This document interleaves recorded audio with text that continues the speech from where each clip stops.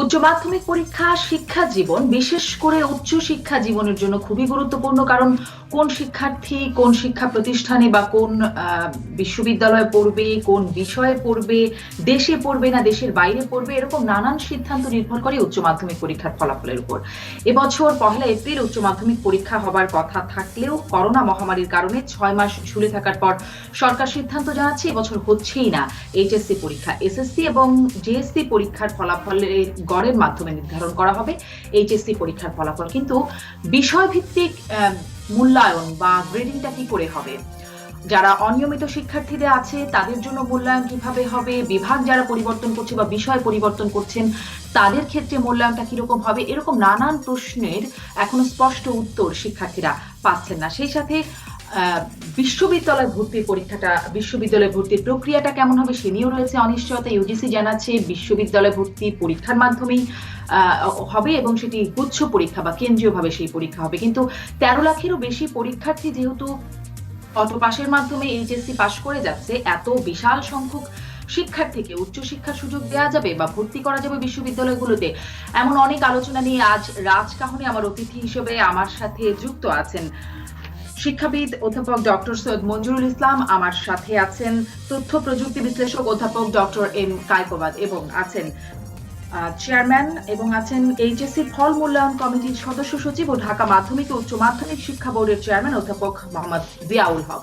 স্বাগত জানাচ্ছি আপনাদের তিনজনকেই আজকে রাজকাহনে। আজকে যেটি শিরোনাম ঠিক করেছি, হচ্ছে না এইচএসসি, শিক্ষা জীবনের সংকট কাটবে। কারণ শিক্ষার্থীরা তো মনেই করছে যে নানান রকম সংকট অনিশ্চয়তা বুঝি তাদের জন্য চলে এসলো। সেই বিষয়টি একটু জানতে চাই আমি মোহাম্মদ জিয়াউল হক, আপনার কাছ থেকে শুরুতেই এই বিষয়গুলো যদি স্পষ্ট হয়, নিশ্চয়ই এই প্রশ্নগুলো নিয়ে আপনারা কাজ করছেন বা সিদ্ধান্ত নিচ্ছেন যে মূল্যায়নটা কিভাবে হবে। যে প্রশ্নগুলো উত্থাপিত হচ্ছে যে বিষয় ভিত্তিক মূল্যায়ন বা গ্রেডিংটা কিভাবে হবে, সেটি যদি একটু প্রথমে বলেন। ধন্যবাদ আপনাকে। আমাদের দুজন অত্যন্ত আমার শ্রদ্ধাভাজন শিক্ষক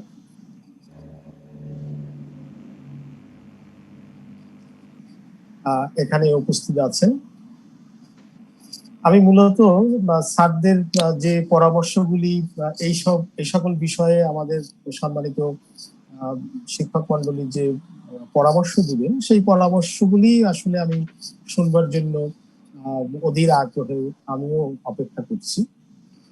মূলত আমাদের যে সংকটের কথা আপনি বলছেন, শিক্ষার্থীদের যে উদ্বিগ্নতার কথা বলছেন, এটি আপাতত থাকতে পারে, কিন্তু আমার মনে হয় আমরা যখন ডিসেম্বরের শেষ সপ্তাহে পরীক্ষার এই মূল্যায়নটি প্রকাশ করব, তখন শিক্ষার্থীদের মধ্যে এই সংকট এবং উদ্বিগ্নতা নিশ্চয়ই থাকবে। আমি আপনাকে আরেকটি বিষয় খুব বিনীতভাবে বলছি, সেটি হচ্ছে আসলে এবছরের উচ্চ মাধ্যমিক পরীক্ষার্থী যারা ছিল, যাদেরকে আমরা একটি ভিন্ন পদ্ধতিতে মূল্যায়ন করব, এটি একটি কিন্তু মূল্যায়ন হবে, এটি কোনো অবস্থাতেই অটো পাস হিসাবে আমরা বিবেচনা করছি না। আমাদের উচ্চ মাধ্যমিকে বিভিন্ন ধরনের শিক্ষার্থী আছে। আপনি শুধুমাত্র অল্প কয়েকটি ধরন বলেছেন, নিয়মিত, অনিয়মিত। আমি আপনাকে আরো কয়েকটি সূত্র দেই। সেটি হচ্ছে অনিয়মিতের মধ্যে আবার 3 প্রকার শিক্ষার্থী আছে। যেমন এক বিষয়ে অনুত্তীর্ণ শিক্ষার্থী, 2 বিষয়ে অনুত্তীর্ণ শিক্ষার্থী, সকল বিষয়ে অনুত্তীর্ণ শিক্ষার্থী। আমাদের আপনার কারিগরি কিংবা মাদ্রাসা থেকে আগত সাধারণ শিক্ষা বোর্ডের শিক্ষার্থী আছে, আমাদের প্রাইভেট শিক্ষার্থী আছে, আমাদের ওপেন ইউনিভার্সিটি থেকে আগত শিক্ষার্থী আছে, আমাদের আপনার মান উন্নয়ন শিক্ষার্থী আছে। আবার এমন শিক্ষার্থীও আছে যারা রেজিস্ট্রেশন নবায়ন করেছে এবং সেই শিক্ষার্থীরা 2000 হয়তোবা 12 কিংবা 13 সনে তারা জেএসসি পাস করেছে। এবং প্রতি বছরই আমাদের জেএসসি এবং এসএসসি বিষয়গুলির মধ্যে অনেক ক্ষেত্রেই সমন্বয় নেই। ফলে সার্বিক বিষয়টি কিন্তু একটি চ্যালেঞ্জের বিষয়। আমরা যে কাজটি করার চেষ্টা করছি সেটি হচ্ছে গত 5 কিংবা 6 বছরের আমাদের যে তথ্যগুলি আছে, জেএসসি পরীক্ষার তথ্য, এসএসসি পরীক্ষার তথ্য এবং এইচএসসি পরীক্ষার ফলগুলি কিরকম গত 5 বছরে হয়েছে, আমরা কিন্তু যাবতীয় তথ্যগুলি ইনফরমেশনগুলি আমরা অ্যানালাইসিস করছি এবং অ্যানালাইসিস করার মধ্য দিয়ে আমরা একটি সিদ্ধান্ত গ্রহণ করব। আমাদের মূল নীতিটা হচ্ছে জেএসসি এবং এসএসসির উপর ভিত্তি করে আমরা মূল্যায়নটি করব। এখন এই দুইটি পরীক্ষার যে গড় নম্বরের উপর, গড় মানের উপর ভিত্তি করে আমাদের মূল্যায়নটি করার কথা। এখন গড়টি আমরা কিভাবে করব, তার জন্য কিন্তু আমাদের বিষয় ভিত্তিক একটি ম্যাপিং তৈরি করতে হবে। একেবারেই যে জেএসসি পরীক্ষায় যারা উত্তীর্ণ হয়, অষ্টম শ্রেণীতে যারা লেখাপড়া করে, তাদের কিন্তু সেই বিষয়গুলির সাথে নবম শ্রেণীর যে বিষয়গুলি আছে তার একটি কিন্তু সম্পর্ক আছে। অষ্টম শ্রেণীর লেসন আউটকাম থেকে কিন্তু তার নবম শ্রেণীর লেখাপড়া করতে হয়। আবার নবম এবং দশম শ্রেণীর যে লেখাপড়া তার সাথে কিন্তু একাদশ এবং দ্বাদশ শ্রেণীর লেখাপড়ার একটি সম্পৃক্ত আছে। অর্থাৎ পড়ালেখার কিন্তু একটি ক্রমাগত উপরের দিকে যতই যাবেন ততই আপনার সম্পর্ক থাকবে। আমরা এই সম্পর্কগুলি খুঁজে বের করার চেষ্টা করছি এবং আশা করি আমরা একটি ভালো সমাধানে পৌঁছবো, যেখান থেকে সকল শিক্ষার্থী পরীক্ষা দিতে না পারলেও তার মূল্যায়নটি কাছাকাছি হবে। হয়তোবা এই মূল্যায়ন প্রক্রিয়ায় আমার কিছু শিক্ষার্থী অতিরিক্ত সুবিধা পেয়ে যাবে। যেমন ধরুন, আমাদের প্রতি বছর 25% শিক্ষার্থী পরীক্ষায় পাশ করতে পারে না, এই শিক্ষার্থীরা হয়তোবা পাশ করে যেতে পারে। অথবা কিছু শিক্ষার্থী আছে যারা জেএসসি এবং এসএসসি পরীক্ষায় অতীতে ভালো করেছে, কিন্তু এবছর হয়তোবা তারা পরীক্ষা দিলে পাশ করতো না, এই পরীক্ষার্থীরা হয়তোবা একটি সুযোগ পেয়ে যাবে। কিন্তু প্রকৃতপক্ষে যারা মেধাবী শিক্ষার্থী, যাদের যেখানে যতটুকু প্রাপ্যতা ছিল বা প্রাপ্যতা আছে, আমরা সকলের প্রাপ্যতাটাই বিবেচনা মোটামুটি স্পষ্ট। অনেকে সুবিধা পেয়ে যাবে, অনেকে তো আবার অসুবিধার মধ্যেও পড়বে। কারো কারো হয়তো এবারই ভালো করবার কথা ছিল, এইচএসসি পরীক্ষাতেও গত এসএসসি বা জেএসসি তে সেই হিসেবে করে নাই। কিছু বিষয় এখনো অস্পষ্টতা রয়ে গেল, কিন্তু আপনি বলছেন অটো পাস না, কিন্তু বিষয়টি তো এই যে শতভাগ শিক্ষার্থী পাশ করে যাচ্ছে। আমি একটু যদি মোহাম্মদ জিয়াউল হক, আপনি যদি একটু এই বিষয়টি বলেন যে আসলে কত দিনের মধ্যে, আপনারা বলছেন এটি একটা চ্যালেঞ্জ, এই বিষয়গুলো আপনাদের নির্ধারণ করতে হবে, স্যারদের পরামর্শ আপনাদের কাছে আছে, কতদিনের মধ্যে এই বিষয়গুলো আপনাদের মধ্যে নির্ধারিত হয়ে যাবে যে আপনারা আসলে এই পদ্ধতি অনুসরণ করছেন, এবং এই পদ্ধতি মানে এই নির্ধারণের জন্য কজন আছেন, কারা আছেন আপনাদের কমিটিতে? না, এই পদ্ধতিটি নির্ধারণ আমরা খুব দ্রুত সময়ের মধ্যেই করব। এটির জন্য প্রথমত সরকারের পক্ষ থেকে একটি পরামর্শক কমিটি গঠন করেছেন, আপনি জানেন। যে পরামর্শক কমিটিতে আমাদের সাধারণ বিশ্ববিদ্যালয় থেকে ঢাকা বিশ্ববিদ্যালয়ের একজন প্রতিনিধি থাকবেন, আমাদের প্রকৌশল বিশ্ববিদ্যালয়গুলি থেকে বাংলাদেশ প্রকৌশল বিশ্ববিদ্যালয়ের একজন প্রতিনিধি থাকবেন, জাতীয় বিশ্ববিদ্যালয়ের একজন প্রতিনিধি থাকবেন, আমাদের বিভিন্ন দুইটি শিক্ষা বোর্ডের, মাদ্রাসা এবং কারিগরি শিক্ষা বোর্ডের চেয়ারম্যানরা এখানে থাকবেন। এবং আমরা এটি সম্ভবত নভেম্বরের প্রথম সপ্তাহের মধ্যেই আমরা তৈরি করব। তবে মূলত আমরা চূড়ান্তভাবে কোন পদ্ধতিটি গ্রহণ করব বা কিভাবে পরীক্ষার ফলটি প্রকাশ করব, এটি মূলত পরীক্ষার ফল প্রকাশ করবার আগে এটি পাবলিকলি এটি আমরা জানাবো না। কারণ এখানে সমস্যা হচ্ছে, মোটামুটি বুঝতে পারছি যে নভেম্বরের মধ্যে আপনারা পদ্ধতিটা নির্ধারণ করবেন, কারা নির্ধারণ করবে জানলাম, কিন্তু এই যে মানে মূল্যায়নটা করে ডিসেম্বরে যে ফলাফল দিবেন, ওই পদ্ধতি অনুসরণটা করে কারা ফলাফল নির্ধারণ করবেন সেটাও একটি প্রশ্ন। আমি আমার বাকি অতিথিরও একটু শুনে আসতে চাই। ডক্টর সৈয়দ মঞ্জুরুল ইসলাম, আপনি কিভাবে আসলে এই সিদ্ধান্তটা মূল্যায়ন করছেন, এবং এই যে পদ্ধতিগুলো সেগুলোকে নির্ধারণ করবার আগেই সিদ্ধান্তটা, সেখানে মানে কোনো অনিশ্চয়তা তার মধ্যেও দেখেন কিনা স্যার, আপনার কাছে জানতে চাই সৈয়দ মঞ্জুরুল ইসলাম। আমাদের মনে রাখতে হবে পরিস্থিতি একেবারে আকস্মিক একটা পরিস্থিতি। আমরা এখনো জানি না এই মহামারী থেকে আমরা বেরোতে পারছি কিনা। আমরা ধরে নিচ্ছি যে আমরা জানুয়ারি ফেব্রুয়ারির ভিতরে সচল হয়ে যাব। যখন বিশ্ববিদ্যালয় পর্যায়ে ভর্তি পরীক্ষা হবে তখন প্রত্যেকেই পরীক্ষা দিতে পারবে। কিন্তু এখন যে কারণে পরীক্ষা নেওয়া গেল না, যদি সেই সময়ে ওই পরিস্থিতি থাকে, এবং অনেকেই আশঙ্কা করছেন শীতে হয়তো দ্বিতীয় একটা ঢেউ আসতে পারে, তাহলে তো আমাদের সমস্ত পরিকল্পনাই ধূলিসাৎ হয়ে যাবে। এখন আমাদের সবসময় ভাবতে হবে, এখন আমাদের মনদের ভালোটা নিয়ে ভাবতে হবে। সবচেয়ে ভালোটা কিন্তু আমরা পাবো না। জিয়াউল হক যেটি বলছেন তাতে বোঝা যাচ্ছে আন্তরিকভাবে তারা এগোচ্ছেন, কিন্তু তাতে প্রশ্নগুলি সব মীমাংসা হবে এমন কিছু আশা করা যাবে না। যেমন আপনি যে প্রসঙ্গটা বললেন যে অনেকে এবার হয়তো খুব ভালো করতো এইচএসসি পরীক্ষায়, আবার উল্টোও তো বলা যায় অনেকে হয়তো খারাপও করতে পারতো। নিশ্চয়ই। এদিকে ভারসাম্যটা আমাদের আদায় করতে হবে। তো আমাদের মন্দের ভালোটা ভেবে এগোতে হবে যাতে সবাইকে মোটামুটি ভাবে সন্তুষ্ট করা যায়। এখন যেটা হতে পারে যে বিশ্ববিদ্যালয়ে ভর্তি পরীক্ষা হবে, বিশেষায়িত উচ্চশিক্ষা প্রতিষ্ঠানগুলিতে ভর্তি পরীক্ষা হবে, সেটা ধরে নিয়ে আমরা অগ্রসর হব এবং ওইখানে কিন্তু একটা মাপকাঠি আমরা ইতিমধ্যে নিরূপণ করে ফেলেছি। বিশ্ববিদ্যালয়ের ভর্তি পরীক্ষায় সবাই উত্তীর্ণ হতে পারে না, ফলে যারা যারা এখানে উত্তীর্ণ হচ্ছেন, অটো পাস বলি যেভাবেই বলি, 13 লক্ষ 13.5 লক্ষ শিক্ষার্থী পরীক্ষা দিবেন তা কিন্তু নয়। কারণ যখন এই 8-9 লক্ষ পাস করেন তখনও 1.5-2 লক্ষ ছাত্রছাত্রী পরীক্ষা দেন না। আর এবার আমার আশঙ্কা, এই মহামারীর কারণে যারা বেতন ভাতা হারিয়েছেন সেই পরিবারগুলি, অথবা বাল্য বিবাহ হয়ে গেছে অনেকের, বিয়ে কিন্তু দিয়ে দিয়েছে অনেক পরিবারের সন্তান, তাদেরকেও কিন্তু আমরা হারাবো। মানে একটা অংশ এখানে সম্পৃক্ত হতে পারবে না।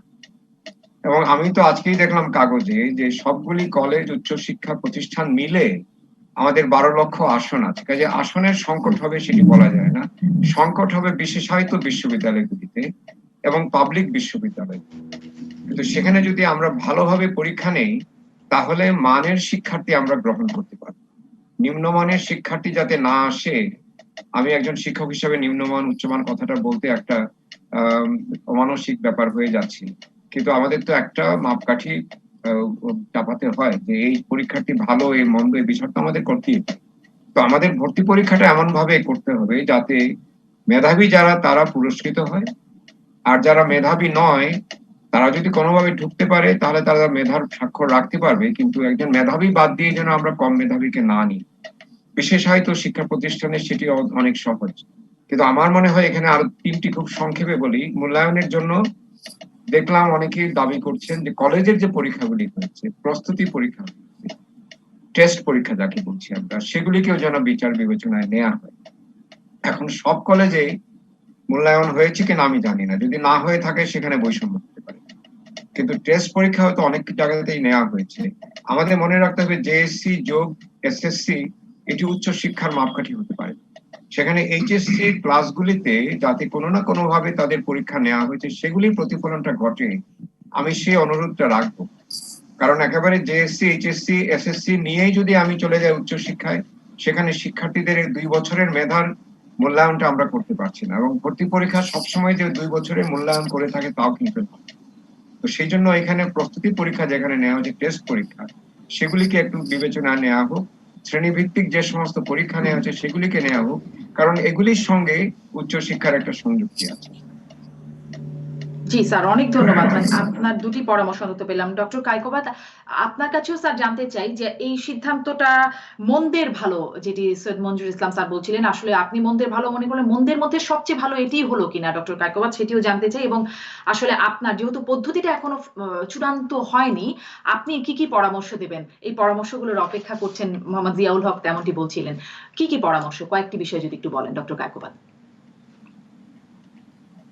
প্রথমত শিক্ষা নিয়ে সরকারের যে সিদ্ধান্তগুলো, স্কুল কলেজ বন্ধ রাখা, তারপরে জেএসসি পরীক্ষাটা না নেওয়া, এখন এইচএসসি পরীক্ষাটা না নেওয়া, আমি মনে করি যে অবস্থার প্রেক্ষিতে এটা যুক্তিযুক্ত সিদ্ধান্ত, অপ্রত্যাশিত নয়। তারপর আবার ছাত্রদেরকে একটা গ্রেড দেওয়ার ব্যবস্থা করা, মূল্যায়ন করা, সেটাও যুক্তিযুক্ত। আমরা যদি সেই গ্রেডটা দিতে না পারতাম তাহলে বিশ্ববিদ্যালয়গুলোর নানা রকম অসুবিধা হতো। তারা কোন ছাত্রদের ভর্তি পরীক্ষার জন্য বিবেচনা করতো সেটা একটা চিন্তার ব্যাপার, এবং প্রত্যেকে আলাদা আলাদা ভাবে করতো, এবং সেটা সম্ভবত সামঞ্জস্যপূর্ণ হতো না। সুতরাং আমাদের এই এসএসসি পরীক্ষার একটা মূল্যায়ন, ভালো মূল্যায়ন যদি এরপরেও আমরা করতে পারি, সেটা বিশ্ববিদ্যালয়গুলো সেটাকে গ্রহণ করতে পারবে। ইনফ্যাক্ট এই মূল্যায়নের বিষয়ে বিশ্ববিদ্যালয়ের সঙ্গেও আলাপ আলোচনা করা যেতে পারে, যে তারা যে ভর্তি পরীক্ষা নেবে সেখানে তারা কোন বিষয়গুলো জানা থাকলে তাদের সুবিধা হবে, তাদের সাথেও একটু আলাপ করা যেতে পারে। আমি একমত যে জেএসসি এবং এসএসসি পরীক্ষার ভিত্তিতে মূল্যায়ন করা সেটা মনে হয় ভালো হবে না, কারণ গত 2 বছর ছাত্ররা এসএসসিতে যা পড়েছে সেটার কোনো রিফ্লেকশন কিন্তু থাকবে না। কেমন এখন এই টেস্ট কিংবা প্রি টেস্ট পরীক্ষা যে কলেজগুলোতে হয়, আমি নিশ্চিত না প্রত্যেকটি কলেজ এর তথ্য যথাযথভাবে সংরক্ষণ করে কিনা। এবং এখন যদি আবার কেউ গ্রেডিং স্মৃতি, নম্বর স্মৃতি এর মধ্যে করে, সেটাও অবশ্য আমরা নানাভাবে দেখতে পারি। প্রফেসর জিয়াউল হক যেটা বললেন, গত 5-6 বছরের যে এসএসসি এইচএসসির ফলাফল আছে, সেখানে কিন্তু আমরা নানা রকম নাম্বার পাঞ্চিং করতে পারি, বিশ্লেষণ করতে পারি, বিশ্লেষণ করে বের করতে পারি কেউ যদি এই সুযোগে প্রি টেস্ট টেস্ট পরীক্ষা নম্বর বেশি দিয়ে থাকে, সেটাও কিন্তু আমরা খুঁজে বার করতে পারবো। কেমন তো এখন এই মিসিং ডেটা যদি বেশি না হয়, তাহলে অবশ্যই এইচএসসির মূল্যায়নকে এর মধ্যে সম্পৃক্ত করা উচিত।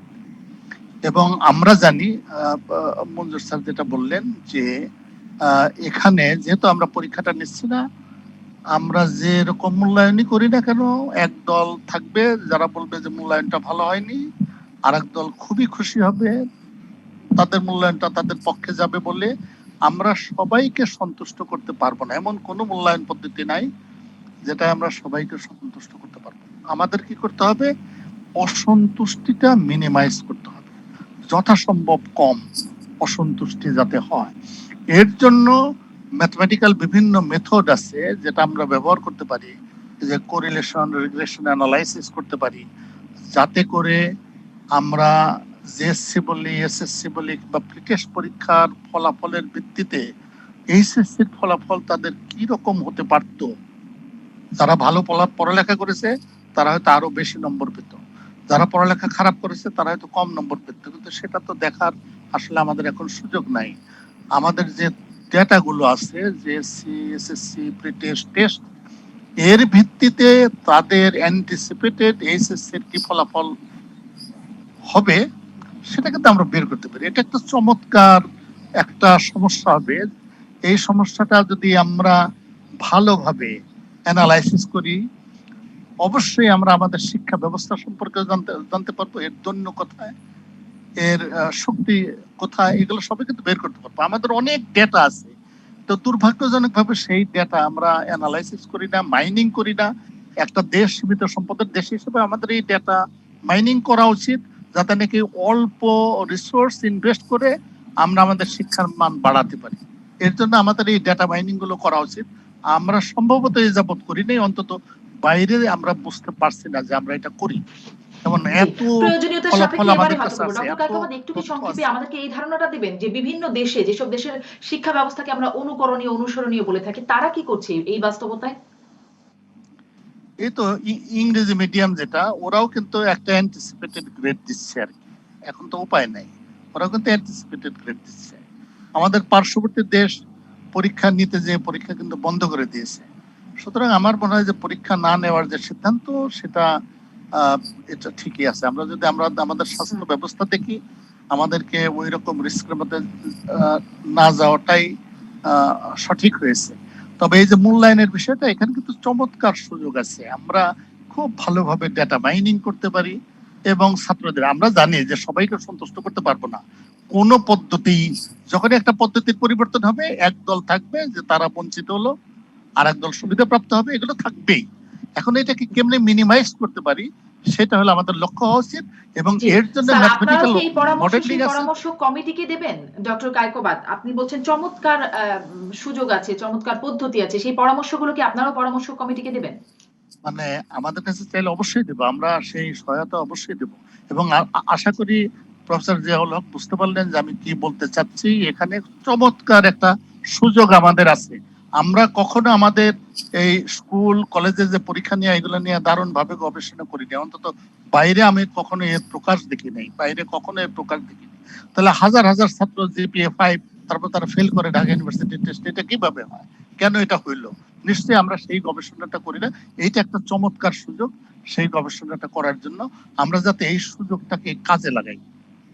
নিশ্চয়ই, অনেক ধন্যবাদ ডক্টর কায়কোবাদ। আমরা এই দুর্যোগের সুযোগটা কাজে লাগানোর জন্য কথা ভাবছি। আমি অধ্যাপক মোহাম্মদ জিয়াউল হক, আপনারা মানে এই পরামর্শ কমিটি যারা কাজ করবে, স্যারদের পরামর্শ কতটা নেওয়া হবে সেই বিষয়টা নিশ্চয়ই একটু জানতে চাইবো, বা যেই পরামর্শগুলোর কথা বলছেন সেগুলো আপনারা গ্রহণ করছেন কিনা। একটা বিরতির পরে আরো অনেক প্রশ্নই আছে, আসছি রাজকাহনে। ফিরে এলাম জিপিএইচ ইস্পাত নিবেদিত রাজকাহনে। আমি অধ্যাপক মোহাম্মদ জিয়াউল হক, আপনার কাছ থেকে একটু জানতে চাই যে এই পরামর্শগুলো আসছে, আপনি শুরুতেই বলছিলেন যে স্যারদের পরামর্শের দিকে তাকিয়ে আছেন, আহ, মানে পরামর্শ কমিটির বাইরেও এই পরামর্শগুলো আসলে আপনারা কিভাবে নেবেন, কতটা কাজে লাগাবেন?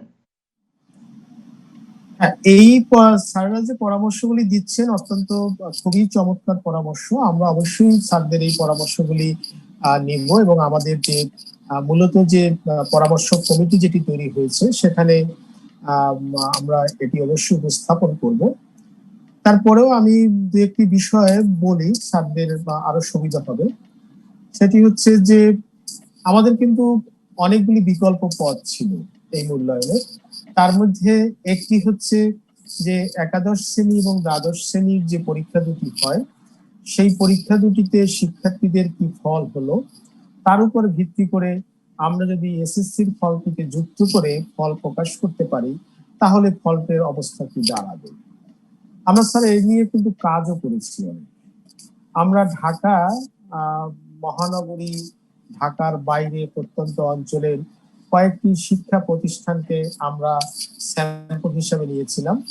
এই শিক্ষা প্রতিষ্ঠানগুলির স্যাম্পল সাইজ কি ছিল সমান। যেমন ঢাকার যে কলেজটি আমি নিলাম সেখানেও 3000 শিক্ষার্থী, ঢাকার বাইরে যে কলেজটি নিলাম প্রত্যন্ত অঞ্চলে সেখানেও 3000 শিক্ষার্থী। আমরা দেখলাম যে ঢাকার সেই ভালো কলেজটি, সবচেয়ে যেটি ভালো কলেজ, সে কিন্তু একাদশ এবং দ্বাদশ শ্রেণী তার যে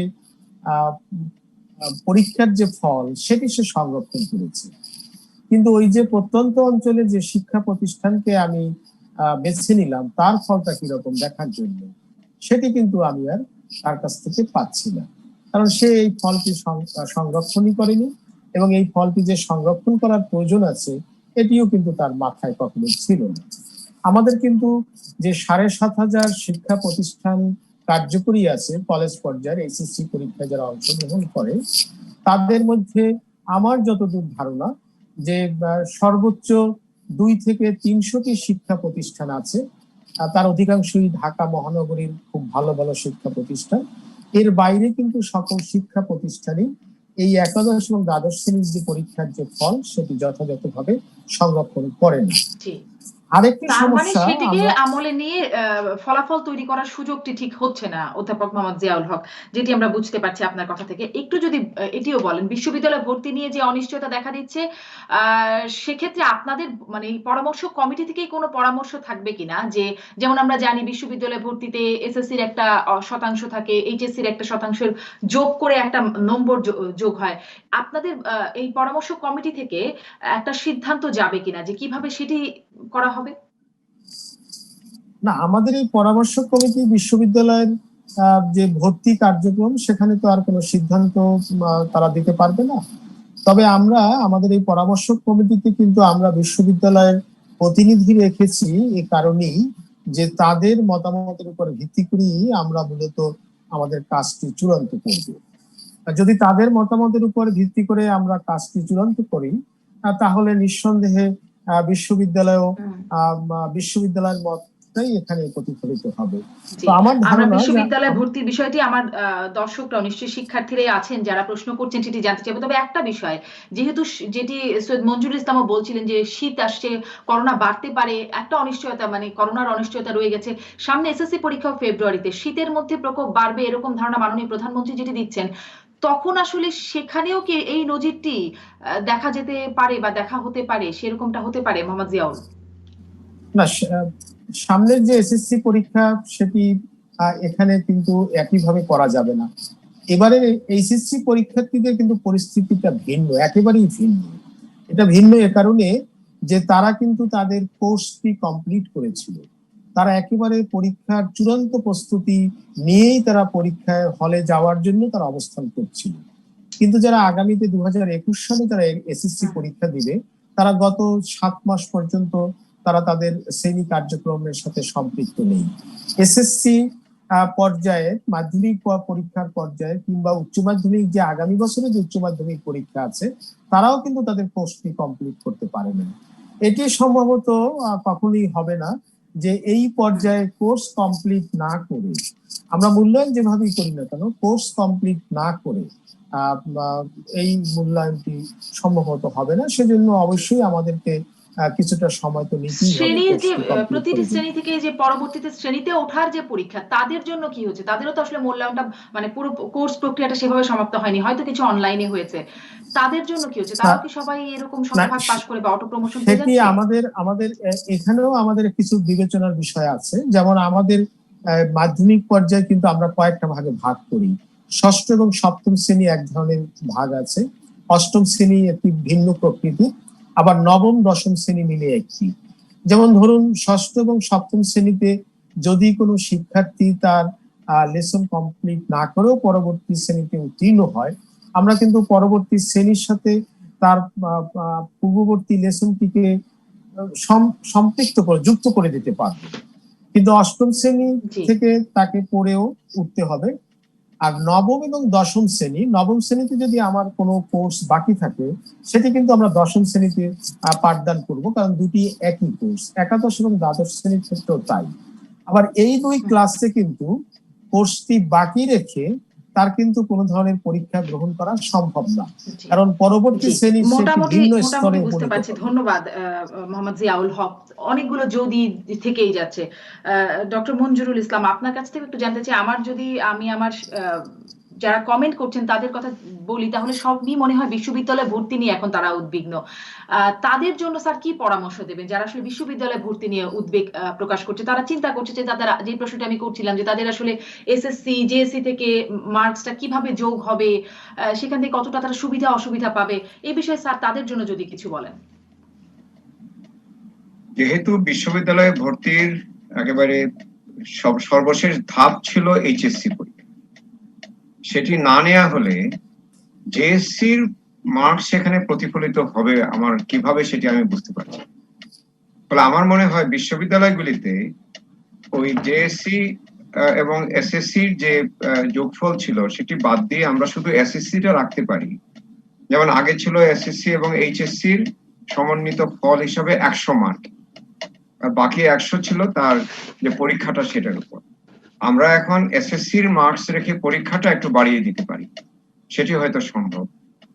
তাহলে ওই জেএসসি এসএসসির যে ফল, তার সঙ্গে এসএসসির ফলের সঙ্গে ওটা আবার যুক্ত হলে তো দুইটা হয়ে গেল, তাই না? এসএসসির ফল নিচ্ছি, আবার তার সঙ্গে জেএসসির ফল যুক্ত করে আরেকটা নিচ্ছি। এটি আমার মনে হয় যে খুব একটা কাজের কথা হবে না। তো এটা অবশ্যই যারা আসবেন বিশ্ববিদ্যালয়ের প্রতিনিধি পরামর্শ সভায় তারা বসবেন, তারাই সিদ্ধান্ত নেবেন। কিন্তু আমার মনে হয় শিক্ষার্থীদের এই ব্যাপারে উদ্বিগ্ন হওয়ার কারণ নেই, কারণ বিশ্ববিদ্যালয়ে যে ভর্তিটা, সেটা আমরা খুব সুন্দরভাবে সুষমভাবে করে থাকি। এইচএসসি পাশ করলেই যে শুধু সে সেখানে পাশ করবে তা কিন্তু নয়, কারণ খেয়াল রাখতে হবে এই 1 তারিখে যারা পরীক্ষা দিত তারা কিন্তু এইচএসসি শেষ করে ফেলেছে, অর্থাৎ তারা এইচএসসির সিলেবাসটা শেষ করেছে, শুধু পরীক্ষাটুকু দিতে পারে। সেই জন্য উচ্চশিক্ষায় তাদের অতটা সমস্যা হওয়ার কারণ নেই, কারণ তারা মোটামুটি শেষ করে রেখেছে। এখন একটাই সমস্যা হবে, যে প্রক্রিয়ায় তারা ভর্তি হবে তাতে তাদের প্রতি সুবিচার করা হবে কিনা। এটি নিশ্চিত করার জন্য আমি মনে করি যে এসএসসির মার্কস আমি 60 ভাগ ধরে রাখলাম, আর 140 মার্কের পরীক্ষা দিল, সেটি অসুবিধা নেই। আমরা পরীক্ষার সময় বাড়িয়ে তাদেরকে পরীক্ষাটা নিতে পারি, তাতে হবে কি মূল্যায়নটা, বিচার প্রক্রিয়াটা যথাযথ। জি স্যার, ধন্যবাদ। কিন্তু সেখানেও তো একটা, আপনিও বলছিলেন যে যদি আবার করোনার কারণে সেখানেও কোনো অনিশ্চয়তা দেখা দেয় যে পরীক্ষাটা কিভাবে হবে। ডক্টর কায়কোবাদ, আপনিও যদি একটু বলেন যে আসলে সুবিচার হবে কিনা সেই নিয়ে শিক্ষার্থীদের মধ্যে যে উদ্বেগ, এবং শিক্ষাবিদরাও এখনো স্পষ্ট হতে পারছেন না, বা যারা সিদ্ধান্ত জানাবেন তাদের মধ্যেও এখনো বিষয়টা স্পষ্ট না। শিক্ষার্থীদের উপরে কেমন প্রভাব পড়ছে বলে মনে করেন, এবং সেজন্য আপনার তাদের প্রতি কি পরামর্শ? ডক্টর কায়কোবাদ। সুবিচারের বিষয়টা হলো আমাদের জীবনটা তো অনেক দৈব ঘটনা এখানে ঘটে, তাই না? সুবিচার কাকে বলবো? যে কোনো সিস্টেমের একটা পরিবর্তন হলেই কেউ কেউ সুবিধাভোগী হবে, কেউ কেউ মানে সমস্যায় পড়বে, এটাই স্বাভাবিক। তবে আমি বলবো যে আমাদের যারা পরীক্ষার্থী তাদেরকে সিদ্ধান্ত যেটি হোক, এমন কোনো সিদ্ধান্ত হতে পারবে না যেখানে সবাই সমান খুশি হবে, এরকম কোনো পদ্ধতি নাই। তাদেরকে বরং এটা গ্রহণ করতে হবে, সেটাই হলো ভালো। আমরা আশা করব আমাদের মূল্যায়ন কমিটি এমন ভাবে মূল্যায়ন করবেন যাতে আমরা বলতে পারি যে অতিরিক্ত সুবিধাভোগীর সংখ্যা কিংবা বিব্রত হওয়ার সংখ্যা সবই বেশ একটু কম হবে। এই রকম একটা পদ্ধতি যেখানে একটা অপটিমাইজেশন এখানে তারা করবেন। ভালো নাম্বার কাঞ্চিং তাদের করতে হবে, সায়েন্টিফিক পদ্ধতি ব্যবহার করতে হবে। এটা হলো একটা দিক। আর একটা দিক হলো আমাদের বিশ্ববিদ্যালয়গুলোর জন্য দীর্ঘদিন ধরে আমরা বলে আসছি প্রতিটি বিশ্ববিদ্যালয়ে ভর্তি পরীক্ষা, সেটা আমাদের পরীক্ষার্থীদের জন্য যেমন অসহনীয়, অভিভাবকদের জন্য একইভাবে একটা দুর্যোগের মতো অবস্থা। এই অবস্থার থেকে জাতিকে পরিত্রাণ দিতে হবে। বিভিন্ন দেশে, উন্নত দেশে অনেক বড় বড় বিশ্ববিদ্যালয়ে এমনকি ভর্তি পরীক্ষা ছাড়াও তারা ভর্তি করতে পারছে বিভিন্ন দেশের নাগরিকদের। জি স্যার, একটা বিরতি নিয়ে ফিরে আসি আমাদের আপনার কাছ থেকে আমি এই জায়গাটাই জানতে চাইবো। এবারে যে গুচ্ছ পরীক্ষার কথা বা কেন্দ্রীয় ভাবে নেওয়ার কথা চিন্তা করা হচ্ছে, সেটি কি এইরকম দুঃসহ অবস্থা থেকে একটা মুক্তি হবে কিনা? একটা বিরতির পর ফিরছি। ফিরে এলাম রাজকাহনে। ডক্টর কায়কোবাদ, আপনি যেটি বলছিলেন যে বিভিন্ন বিশ্ববিদ্যালয়ে ভর্তি পরীক্ষা দিতে দিতে একটা দুঃসহ অবস্থার মধ্যে শিক্ষার্থী এবং অভিভাবকদের মধ্যে দিয়ে যেতে হয়। এখন যেহেতু একটা গুচ্ছ পরীক্ষার সিদ্ধান্ত জানাচ্ছে, মোটামুটি আমরা জানতে পারছি ইউজিসি, এবং এর আগে বিভিন্ন বিশ্ববিদ্যালয়ে কয়েকটি বিশ্ববিদ্যালয় রাজি না হলেও এবারে মোটামুটি একমত প্রকাশ করছে, সেক্ষেত্রে এই সমস্যার সমাধান হতে যাচ্ছে ডক্টর কায়কোবাদ? আমাদের মতো দেশকে সংকটকে সম্ভাবনায় রূপান্তর করতে পারা উচিত। এই যে করোনার যে অভিশাপ, সেটাকে যদি আমরা বরে রূপান্তর করতে পারি, আমাদের এই বিশ্ববিদ্যালয়ের ভর্তি পরীক্ষায় একটা বিশাল সুযোগ আছে। যদিও আমি জানি না গত 7-8 মাস ধরে আমাদের বিশ্ববিদ্যালয় কর্তৃপক্ষ চিন্তা করেছে কিনা আগামী ভর্তি পরীক্ষাটা কিরকম হবে, তারা কি এগুলো নিয়ে ভেবেছে কিনা। তাদের অবশ্যই ভাবা উচিত। সমাজের একটা গুরুত্বপূর্ণ অংশ হিসাবে সমাজের প্রতি তাদের দায়বদ্ধতা আছে। আমরা দীর্ঘদিন ধরে বলে আসছি অভিভাবকদের এবং পরীক্ষার্থীদের যে ভোগান্তি হচ্ছে তার উপশম অত্যন্ত জরুরি। আমাদের পার্শ্ববর্তী দেশেও প্রত্যেকটা বিশ্ববিদ্যালয়ের জন্য আলাদা ভর্তি পরীক্ষা দিতে হয় না। আইআইটি গুলো অত্যন্ত সুনাম অর্জনকারী প্রতিষ্ঠান, সারা বিশ্বে এদের যথেষ্ট পরিচিতি আছে এবং আমাদের দেশে আইআইটির সমকক্ষ প্রতিষ্ঠান আছে কিনা সন্দেহ। অন্যান্য দেশেও এটা আছে, ভর্তি পরীক্ষা প্রত্যেকটি বিশ্ববিদ্যালয়ে আলাদা করে দিতে হয় না। আমাদের দেশেও এই পদ্ধতিতে আসতে হবে। দীর্ঘদিন মেডিকেল কলেজগুলো করছে, এখন তাদের গ্রহণযোগ্যতাও বেড়েছে। অসংখ্য মেডিকেল কলেজ কিন্তু একটি ভর্তি পরীক্ষার মাধ্যমে সব জায়গায় ভর্তি হচ্ছে, মানে কলেজগুলোর মধ্যে একটা আস্থার পরিবেশ তৈরি হয়েছে। একইভাবে কৃষি বিশ্ববিদ্যালয়গুলো কিন্তু এখন একসঙ্গে ভর্তি পরীক্ষা নিচ্ছে।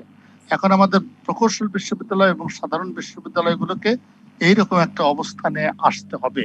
এইটা খুব ভালো সময়। আমরা জানি অনেক ধন্যবাদ স্যার। মানে এই দুর্যোগে এই সুযোগটি নিয়ে একটা পরিবর্তন আনলে হয়তো খুব ভালো হবে, এমনটা যদি আমরা বুঝে থাকি।